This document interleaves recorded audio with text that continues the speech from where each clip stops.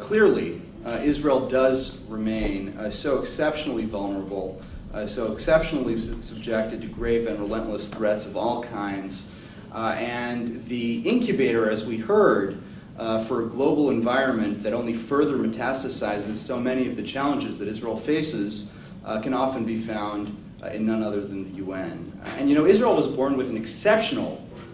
commitment to its relationship with the UN. Most people would be surprised to be reminded or to learn that Israel's fairly short, certainly relative to ours in this country, fairly short Declaration of Independence positively references the UN not once or twice but 7 times. But with that positive process of decolonization that we saw in our world in the second half of the last century came a far less positive and certainly a very problematic trend of swelling the membership of the UN, specifically the UN General Assembly, with many non-democracies, or at the very least with those inclined to pursue the short-term advantages of joining alliances against a lone, beleaguered democracy like Israel. And so with nearly 60 of currently 193 UN member states comprising the Muslim bloc alone, anti-Israel states have used an automatic majority, a virtual automatic majority, to exploit the UN's democratic trappings in order to establish a narrative maligning Israel and certainly to single it out for isolation and for discrimination, for second-class citizenship, to be blunt. And in practice, as Professor Kotler noted, this has meant that Israel is routinely condemned in UN forums, no matter the theme, no matter the focus, not only more than any other single country, including an array of the most vile perpetrators of human rights violations anywhere, but often more than the rest of the planet combined, and this is something that Sarah mentioned as well. In turn, 3 permanent bodies of the UN, a special rapporteur or investigator, a separate, as Professor Kotler mentioned as well, separate Human Rights Council agenda item, and countless emergency special sessions, so-called fact-finding missions, and more, all dedicated to advancing Palestinian political messaging and goals. And if all of this weren't enough,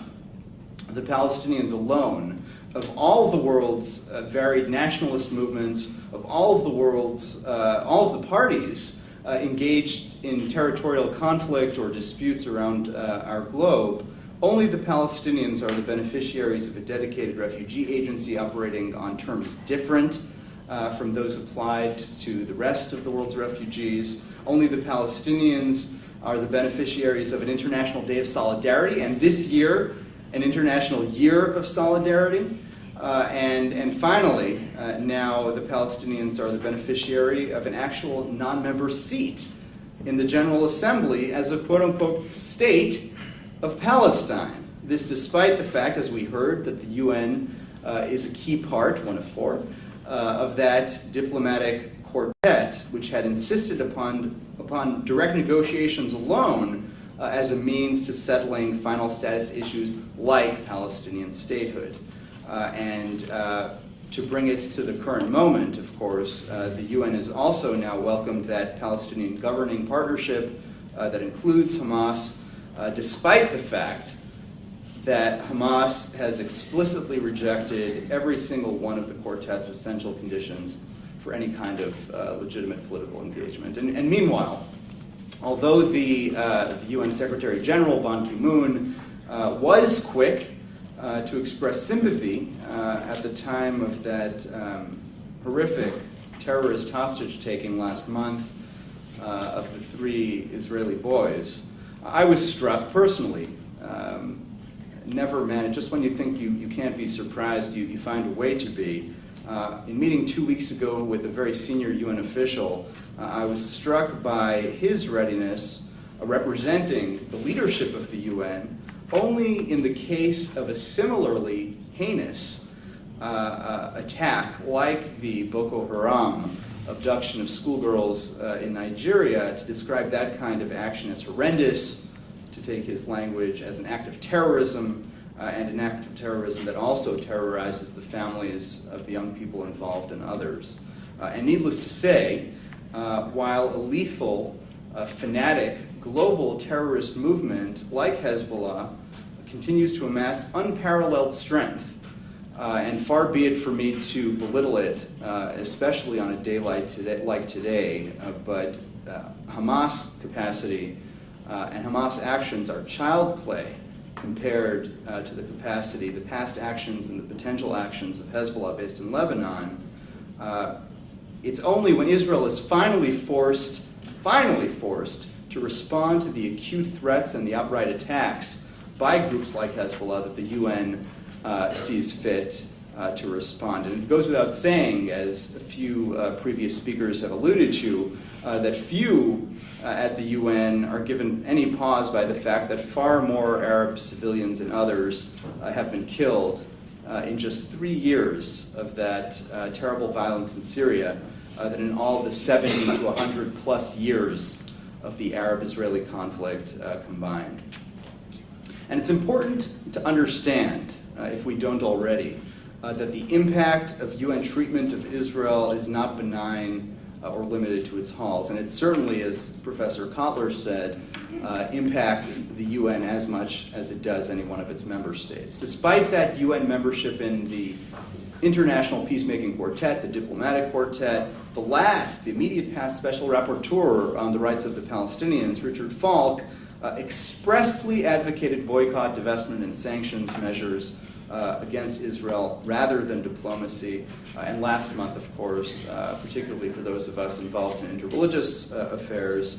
we saw the latest adoption of these kinds of tactics in the Presbyterian Church USA, one of several denominations that, reflecting, I have to say, fairly clever and fairly effective Arab framing of UN resolutions as being the very source of what they call international legitimacy, these denominations invoke as authoritative UN opinions such as those on the security fence. At the end of May, just a month and a half ago, I was in Israel for the otherwise largely positive and important visit of Pope Francis there. And his unexpected stop, mentioned earlier by Richard, at that particularly ill-advised point along the security barrier, was soon followed by UNESCO's vote to rush the designation of Batir near Bethlehem as a World Heritage Site. And this was something that the Palestinians had pushed both to advance their political claim to the region around Jerusalem, but also, of course,